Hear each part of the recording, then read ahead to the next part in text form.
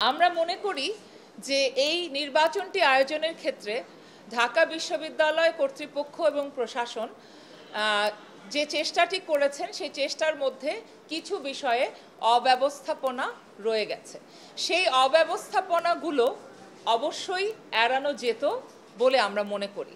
আমাদের পুনঃ আবেদন, পুনঃ প্রেস কনফারেন্স, বারে বারে এসে তাদের কাছে আমাদের সতর্কমূলক যে ব্যাপারগুলো আমরা তাদেরকে বলেছি, তারপরেও আমরা দেখেছি কিছু বিষয়ে প্রচুর পরিমাণে গ্যাপ রয়ে গেছে এবং এই গ্যাপের ক্ষেত্রে একটি অন্যতম গ্যাপ হচ্ছে তথ্যের ঘাটতি, তথ্যের গ্যাপ।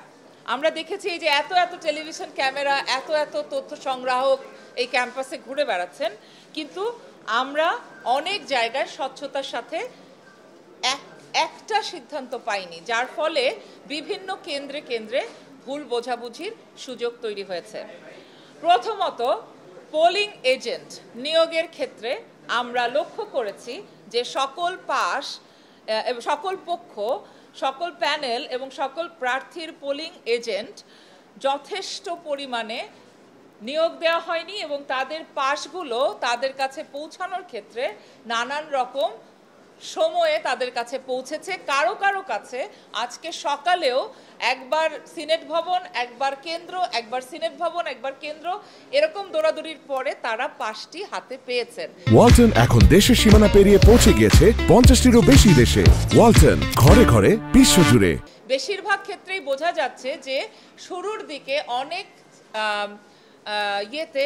অনেক সেন্টারে আমরা পোলিং এজেন্টদেরকে খুঁজে পাইনি। তার কারণ বলা হয়েছে যে তারা পোলিং এজেন্ট হিসেবে যাদের আবেদন করেছিলেন তাদের আবেদন অনুযায়ী সংখ্যাটা খুবই কম ছিল যাদেরকে নিয়োগ দেয়া হয়েছে।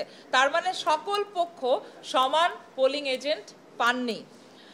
মোট আবেদনের তুলনায় অনেক কম পোলিং এজেন্ট নিয়োগ দেওয়া হয়েছে বা অনুমোদন দেওয়া হয়েছে এবং তাদের যে গাইডলাইন অনুযায়ী আইডি শনাক্ত করে শিক্ষার্থীদের ভোট গ্রহণ করার ক্ষেত্রে সহায়তা করার কথা, সেই জায়গাটাতে আমরা ঘাটতি দেখেছি। অনেক ক্ষেত্রে তাদেরকে হয়তোবা বাধাও দেওয়া হয়েছে এবং এই জায়গাটাতে আমরা মনে করি যে পোলিং এজেন্টরা যেহেতু ওইখানে উপস্থিত ছিলেন না, যে সমস্ত যদি কোনো ভোটারের ভোট নিয়ে কোনো ধরনের প্রশ্নের উত্থাপনের সুযোগ তৈরি হয়, সেটার ক্ষেত্রে পোলিং এজেন্টরা তাকে প্রশ্ন করার অধিকার রাখেন, সেটা তারা করতে পারেননি।